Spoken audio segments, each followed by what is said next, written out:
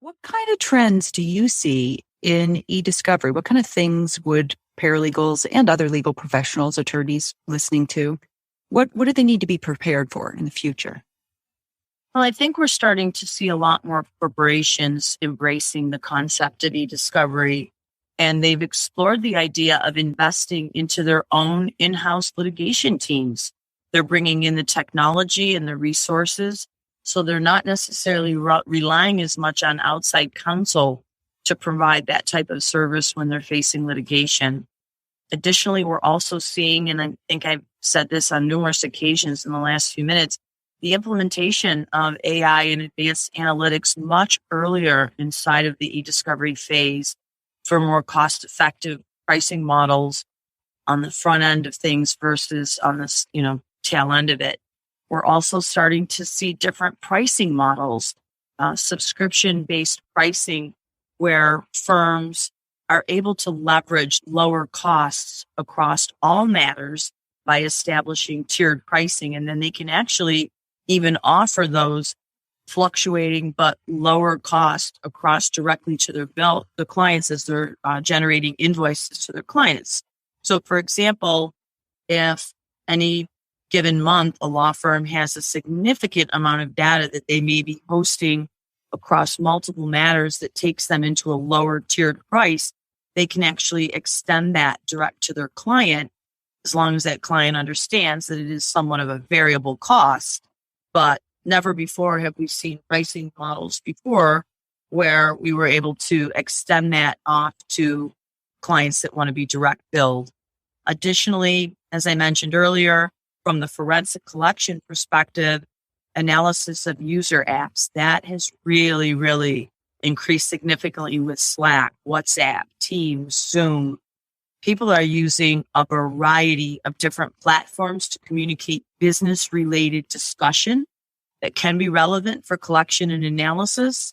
We're also starting to see a better understanding of the concept of information governance as it relates to, when a case or the anticipation of potential litigation could occur and how they need to start governing data inside their organization should they be faced with litigation down the line. Those are primarily, in a nutshell, the trends that I'm faced with day to day that are, kind of new in my world. I don't know, Kevin, what would you add to that? I think the pandemic has created some new trends that we might not have seen end of, maybe a new way of working. Peripherally from the Great Resignation has come the Great Negotiation. I will continue to work here, but I'm going to work from home. And working from home means that both for law firms and for corporations, you have to start considering where is the data? Where is client data being looked at? Attorneys are working from home, paralegals are working from home, legal secretaries are working from home, and their clients are also working from home. So where are we collecting the data? Who has access to the data? Who can see it? Security questions. All of that is as a result of this new world of work. But I don't know that that's going away as we hopefully are coming out of the pandemic.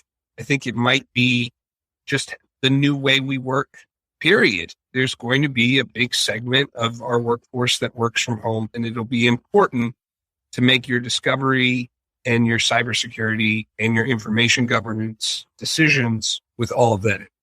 Yeah, I'd like to add one last thing to that, Anne. I've seen inside of our own organization new training curriculums that have become mandated as a result of this, new way of work, if you will, where we have to actually go through training online and certain case, examples are given to us. Someone's working in an airport, they're on a conference call, they're working on their laptop, they're sending text messages.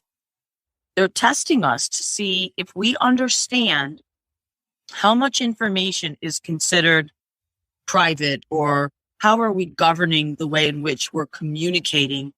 And it's interesting to see how much or how little we really know about this area. And I think there's very few of us that can honestly say that we're all set there, that we don't have a lesson or two to learn. So I would say not only is this a trend as it relates to eDiscovery, but I think overall in general, in light of how we work, I would say that everything will be very much scrutinized, not just electronically, but communication in general.